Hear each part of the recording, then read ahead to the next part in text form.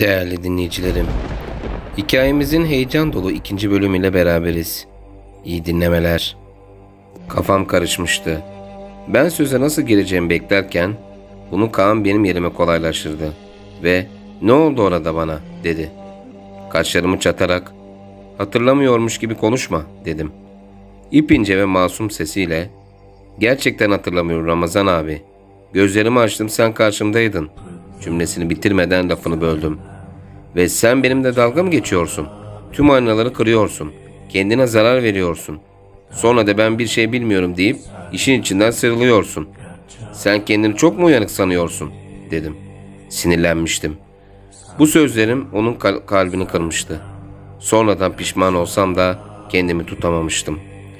Çünkü hastaların kendilerine zarar vermeleri beni çok sinirlendirirdi. Dakikalardır kimse konuşmuyordu.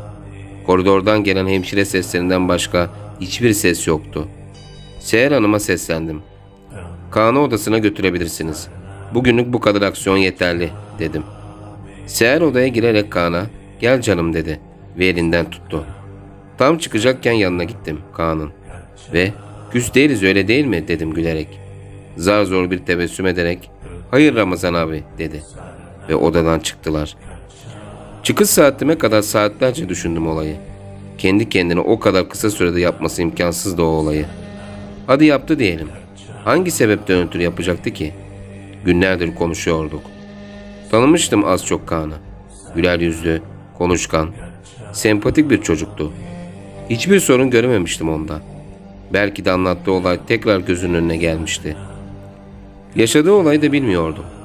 Kafamın içinde bin bir türlü soru işareti vardı ve ben hiçbirini çözemiyordum. İlk defa bu kadar arada kaldım. Gerçi daha önce hiç Kaan gibi bir hastam olmamıştı. Belki de bu yüzden bilmiyordum çözümünü. Daha yüksek yerlere mi başvurmalıydım? Belki hocam Sadık Bey'e danışabilirdim olayı. Birkaç gün daha kendim ilgilenmeyi tercih ettim. Hava iyice kararmıştı. Kaan ile yarın tekrar görüşecektik. Paltom ve çantamı alarak kapıdan çıktım. Ve Seher'e "Kaan'a bir tane uyku ilacı verin. Rahat uyusun," dedim. Ve evimin yoluna koyuldum.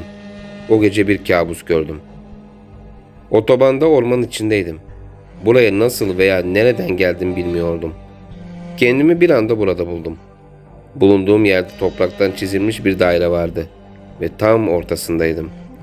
2 veya 3 metre çapındaydı. Yaklaşık 10 veya 15 metre ileride ise ağaçlar, etrafımda ağaçlar çevriliydi. Ve ağaçların arkası hiç gözükmüyordu. "Baba," diye bir ses duydum arkamdan. İpince ve çok güzel bir sesti. Bu kızımın sesiydi. Yıllardır, 11 senedir ilk defa duyuyordum bu sesi. Bir ışım ile arkamı döndüm. Ağaçtan başka bir şey yoktu. Tekrar arkamdan bir ses daha duydum bu sefer.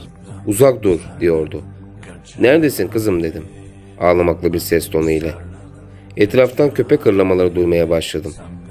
Ağaçların arasından tüyleri dişleri simsiyah, gözleri masmavi onlarca köpek. Ağır adımlarla üstüme doğru geliyorlardı. Bir ses daha geldi. Tekrar "Uzak dur," diyordu. Korkmuştum. "Neyden uzak durayım?" diye bağırdım ağlayarak. Tüylerim diken diken olmuştu. Hayatımda duyup duyabileceğim en kalın ve korkunç bir ses sanki beynimin içinde bana "O şerliden uzak dur," diyordu.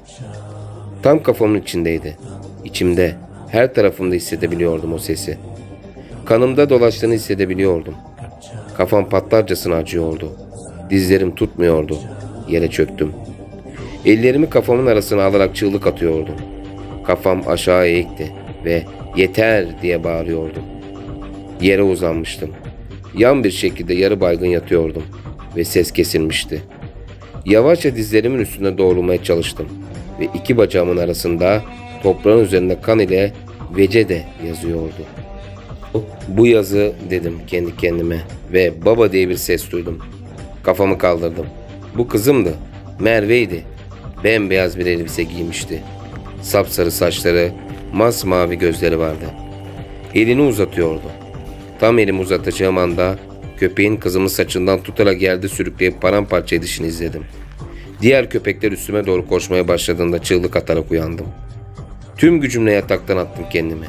Saat sabah 5:20 idi. Terden sırılsıklam olmuştum. Lavaboya giderek elimi yüzümü yıkadım. Aynada kendime baktım. Her yerim su içindeydi. Havluyla kurulanıp dışarı çıktım. Sıradan bir kabus olduğunu düşündüm. Çünkü birkaç defa daha görmüştüm bu türde kabus. Fakat bu yıllar önceydi. Kızlarımı ve eşimi kaybettikten sonra birkaç ay boyunca böyle kabuslar görmüştüm. Fakat aradan çok zaman geçmişti. Zaten oldukça korkmuştum. Daha fazla irdeleyip kendimi tedirgin etmek istemedim. Üstümü değiştirerek kot pantolon ve mavi bir gömlek giydim. Paltomu giyerek atkımı ve şapkamı taktım. Eldivenlerimi giydikten sonra çantamı alıp evden çıktım. Fırına uğrayarak 2 tane poğaça aldım. Yolda atıştırmak için. Seher'e selam verip odama gelir misin dedim. Odama yönelip anahtarım ile kapıyı açtım ve koltuğuma oturdum. Buyurun Ramazan Bey dedi Seher. Dün nasıldı Kaan dedim. Aynı, bir sorun olmadı dedi. O esnada paltomu çıkarıyordum. Gözün üstünde olsun. Çocuk haklı sonuçta. Bir daha kendine zarar vermesin dedim. Tabii Ramazan Bey, merak etmeyin. Ve başka bir isteğiniz var mı diye ekledi. Bir bardak çay alabilir miyim sana zahmet olmazsa dedim. Tabii ki. Kolunuza ne oldu diye bağırdı. Sol koluma baktım. Gömleğin üstü kanlanmıştı. Şok olmuştum. Anlam veremedim. Seher oldukça tedirgin olmuştu.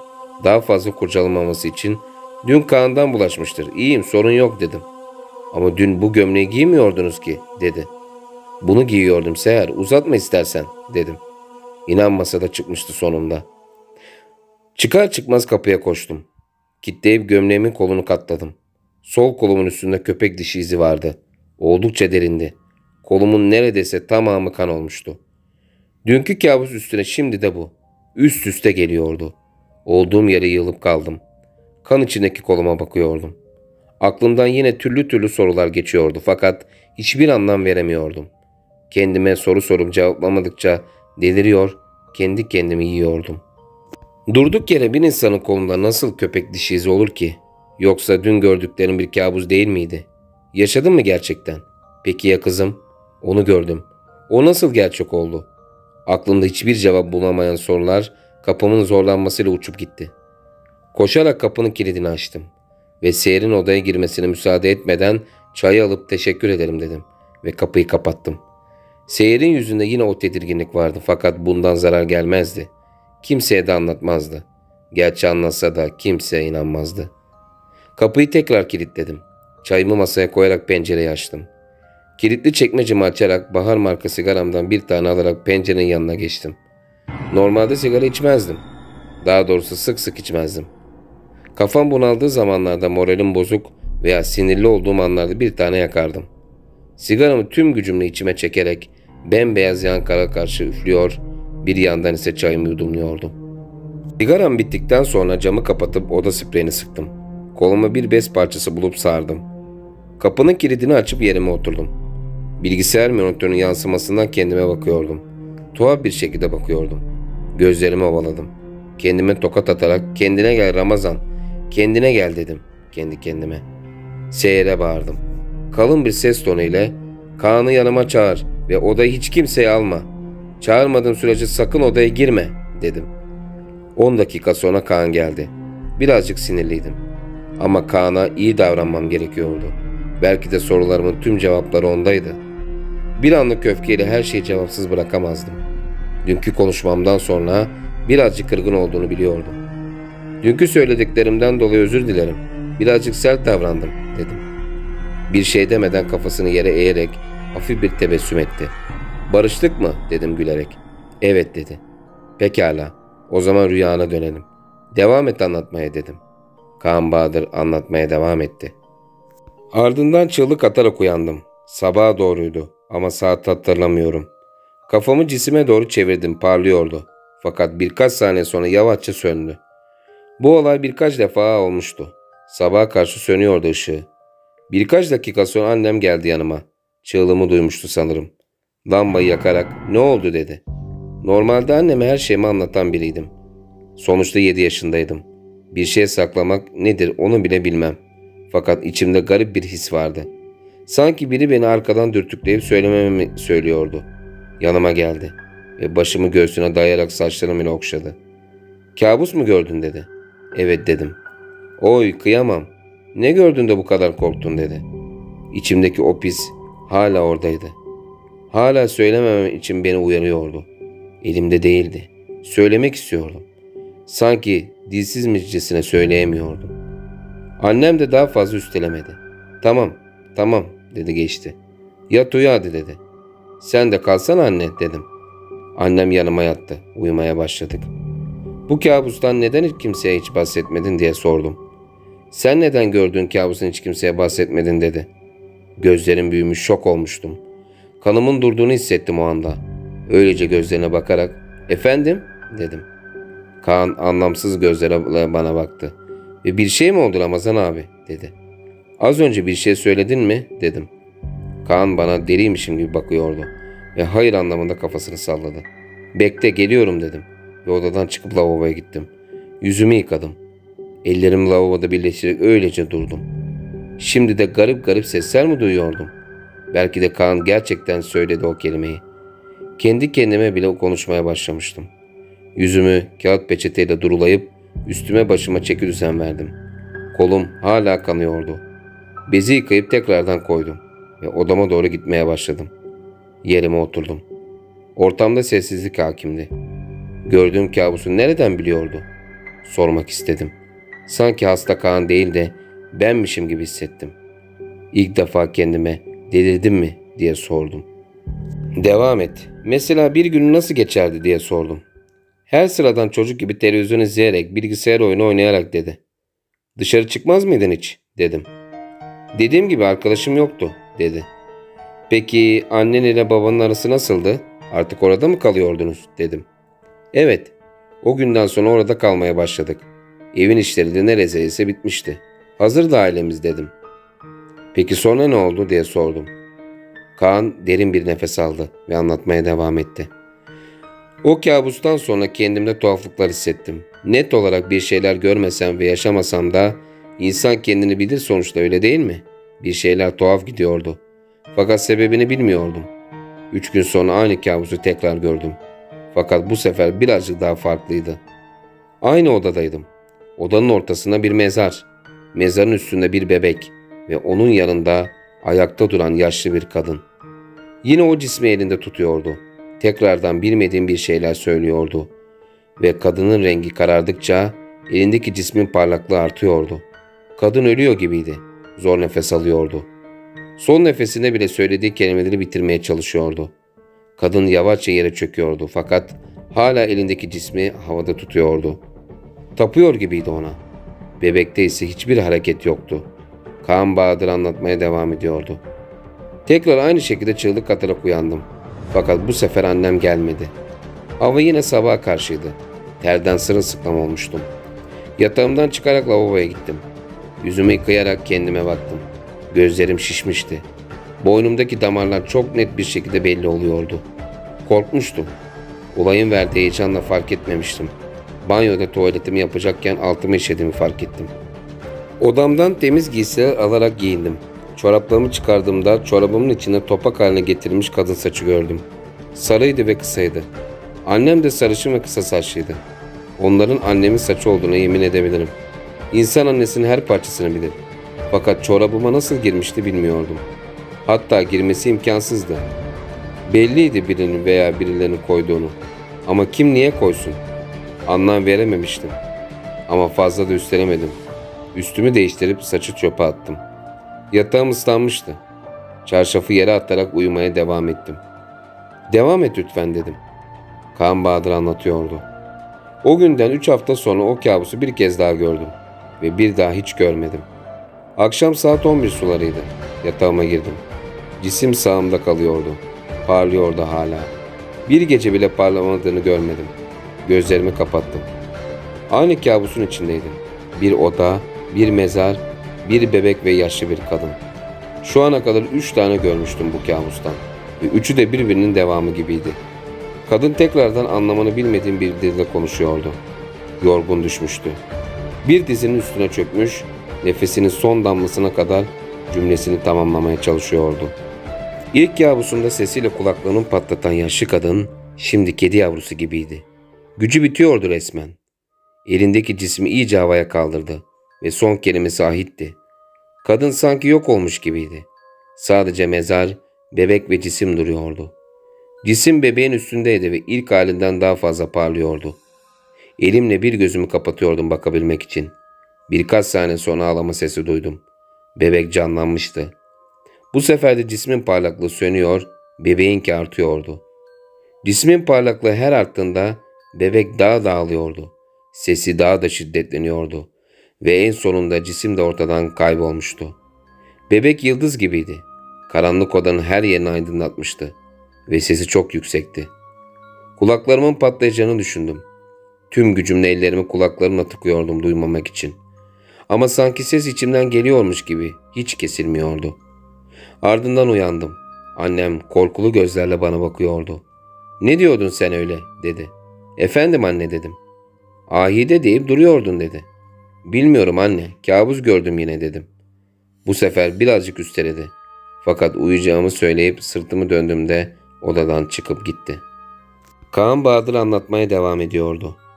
Uyandıktan sonra lavaboya gittim yüzümü yıkamak için. Aynaya baktığımda alnımın tam ortasında kül vardı. Daha yeni gibiydi. Etrafı hala kırmızıydı ve alnım resmen yanıyordu. O sıcaklığı hissedebiliyordum. Elimle silmeye çalıştım, gitmedi. Eğilerek lavaboda su tuttum. Lavaboya simsiyah su akmıştı. Tekrar aynaya baktım gitmiş mi diye. Aynada benim yerime yüzü dahil her yeri tüylü, kıpkırmızı gözleri ve uzun saçları olan biri vardı. Gülümsüyordu. Yüz hatları bana benziyordu ama çok korkunçtu. Dişleri simsiyah, zift gibiydi ama yine de ona bakmaktan kendimi alıkoyamıyordum. Ayna ile neredeyse dip dibeydim. Hissedebiliyordum onu. Nefes alışverişini duyuyordum. Aynaya değiyordu. Artık ve cam önce ortadan çatladı. Sonra ise yüzüme doğru paramparça oldu. Çok küçük, yüzlerce belki binlerce parçaya bölündü. Her yerim kan içindeydi. Lafa girerek, "Orada gördüğün şey geçen gün tuvalette gördüğün şey miydi?" dedim. Çekinerek evet dedi. "Saçma, saçma bunlar. Sözde hocaların para kazanmak için uydurduğu yalanlar. Etkisinde kalmışsındır," dedim. Kaan elini masaya vurdu ve kaşlarını çatarak, "Cinlere inanır mısın doktor bey?" dedi. Bembeyaz olmuştum. Kalp ritmim hızlanmıştı. Gözlerime bakıyordu. Fakat bunlar Kaan'ın gözleri değildi. Bir şeyler hissediyordum. Odada, yanımda, hatta tam ensemin dibinde bir şey hissediyordum. Fakat odada Kaan ve benden başka kimse yoktu. Tam burnumun dibinde nefes alışverişini hissediyordum. Korkuyordum. Kekeleyerek, "Evet Kaan, inanıyorum," dedim. Bu sefer daha sert bir şekilde vurdu elini. İnanın öyle güçlü vurdu ki masadan çatlama sesi geldi. "Hayır doktor, onları görmeden, onları hissetmeden, onlarla konuşmadan onlara inanamazsın. Sadece inandığını zannedersin," dedi. "Kaan, iyi misin? Korkutuyorsun beni," dedim. Kaan, "Yok doktor, hiç olmadı da. Hep biz vardık, sadece biz. Kaan sadece bir beden ruhu, içinde ise biziz," dedi. Sandalyem ile geriye doğru geldim. Korkmuştum gerçekten. Ellerim titremeye başladı. "Seher!" diye bağırdım tüm gücümle. Kaan, hayatımda gördüğüm en pis gülüşü yaparak, "Bizden kaçamazsın. Seni Allah bile kurtaramazken sen bir çamurdan mı yardım istiyorsun?" dedi. Kahkaha atarak, "Elbet bir gün yalnız kalacağız doktor. Elbet bir gün," dedi. Ve odaya Seher girdi. Seher odaya dalmıştı. Ben masadan tamamen uzak, arkamdaki duvara yapışmıştım. Gözlerim ile Kaan'a odaklanmıştım. Gözlerimden korku akıyordu. Seher beni öyle görünce yanıma koşarak, "Ramazan Bey, iyi misiniz? Ramazan Bey," diyordu. Kaan'ı gösterdim. Seher yüzünü Kaan'a çevirdi. Bayılmıştı. Seher Kaan'ı kucaklayarak odadan çıkardı. Hala duvara yapışıktım. Az önceki yaşadıklarımı yorumlamayı bırakın, düşünemiyordum bile. Aklıma getirmemeye çalışıyordum. Aklımdan tamamen silip atmaya çalışıyordum. Böyle olayları çok duymuştum. Çok okumuştum. Hatta birinci ağızdan bile dinlemiştim. Fakat bunu yaşamanız, inanın canınızı verebilecek kadar inandığınız her şeyi şüpheye sokuyor. Düşünemiyordum. Odamın kapısını açtım. Seher yerinde yoktu. Lavaboya gittim. Yüzümü defalarca yıkadım. Su buz gibiydi. Fakat hissetmiyordum. Çünkü zaten bütün vücudum donmuştu. Kolum tekrar kanıyordu. Bezi tekrardan yıkayıp sardım koluma. Aynalar hala yapılmamıştı. Duvara sırtımı verip yavaşça yere çöktüm. Kafamı ellerimin arasına alarak tüm gücümle bastırıyordum. Az önceki cümleler hala kafamın içindeydi. Duymak istemiyordum. Kendi kendime vuruyordum. Zarar veriyordum. Deliriyor muydum yoksa? Odama geri döndüm. Kapıyı kilitledim. Pencereyi açarak sigara yaktım. Daha doğrusu Kaan'ın içindeki her neyse onun söylediği cümleleri düşünüyordum. Kabus gördüğümdeki ormanda bana seslenen ile aynı sesti. O an bunu fark ettim. Kadın sesiydi ama inanın bir fil kadar kalın ve güçlüydü. Her harfi bastırarak söylüyordu. Her kelimesinde kalbim yerinden çıkacakmışçasına korkuyordum. Yalnız da değildi. Yüzlerce nefes hissettim burnumun dibinde. En başından beri orada mıydılar? Yoksa Kaan en başından beri Kaan değil miydi? Delirmek üzereydim.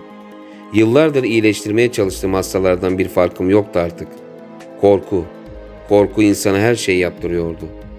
Gözüm monitördeki yansımama ilişti. Gülüyordum. Kendime gülüyordum. Fakat ben gülmüyordum. Gözlerimi ovaladım. Gözlerim çıkacakmışçasına bastırıyordum. Ağlamaya başlamıştım. Çatlamış masamın üstünde gözyaşlarım akmaya başladı. Ben bir psikologtum. Bilimsel yollarla çözerdim sorunlarımı. Fakat bunu hiçbir bilimsel çözüm bulamıyordum. Bilimselliği geçtim, buna mantık bile yürütemiyordum. Bilgisayarımın monitörünü açtım. Mailime girdim. Kaan'ın tarafıma getirilmesi için Doktor Serap Hanım'dan gelen bir mail duruyordu. Acaba dedim kendi kendime. Mesaj atmak istedim. Birkaç saniye düşündükten sonra "Merhaba Serap Hanım. Ben özel bir hastaneden psikolog Ramazan Serhatlı. Birkaç gün önce sizin tarafınızdan gönderilen Kaan Bahadır adlı hasta hakkında konuşmak istiyordum. Müsait misiniz?" yazdım ve gönderdim. Cevap gelmemişti. Soru işareti bırakarak gönderdim. Birkaç dakika daha bekledim. Hala bir cevap yoktu. İnternetten bulduğum hastane numarasını aldım. O esnada Seher odaya girdi. Ama ona bağırarak odadan çıkmasını söyledim. Telefonumu masadan alarak numarayı çevirdim. Birkaç dakika sonra bir bayan açtı telefonu ve "Buyurun, devlet hastanesi" dedi. "Merhaba, ben özel hastaneden psikolog Ramazan Serhatlı. Serap Hanım ile görüşmem gerek. Bağlama ihtimaliniz var mı?" dedim. "Tabii, beklemede kalın lütfen" dedi. Birkaç saniye sonra bağlamıştı ve telefonun diğer ucunda "Merhaba, ben psikolog Serap Bahçıvan. Nasıl yardımcı olabilirim?" dedi.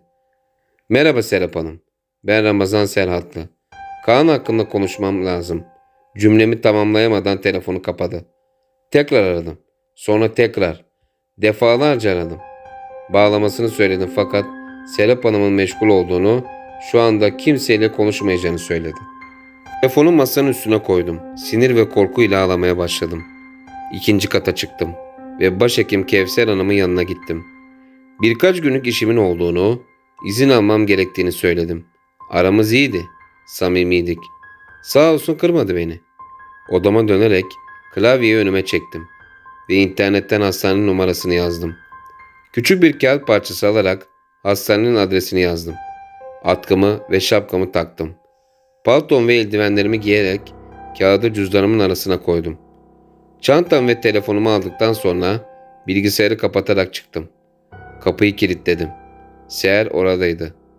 Korku dolu gözlerle bana bakıyordu. Yanına doğru yaklaştım. Kendini geri çekiyordu. Deliymişim gibi davranıyordu. Korkarak ve çekinerek "Kaan nasıl?" dedim. "Uyuyor" dedi kekeleyerek ve "Gidiyor musunuz?" dedi. "Evet, birkaç gün yokum" dedim ve yanıma yaklaştım. Kulağına eğildim. "Seher, Kaan'dan bir an bile gözünü ayırma. Sakın boş bırakma. Yanına kimsenin girmesine izin verme ve asla dışarı çıkarma onu. Eğer seni çağırırsa sakın gitme" dedim ve hastaneden çıktım. Değerli dinleyicilerim, heyecan dolu hikayemizin ikinci bölümünün sonuna geldik. İkinci bölüm ile alakalı düşüncelerinizi yorumlarda belirtebilirsiniz.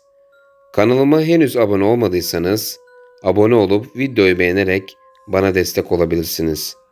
Hikayemizin diğer bölümünde görüşmek üzere. Hoşça kalın.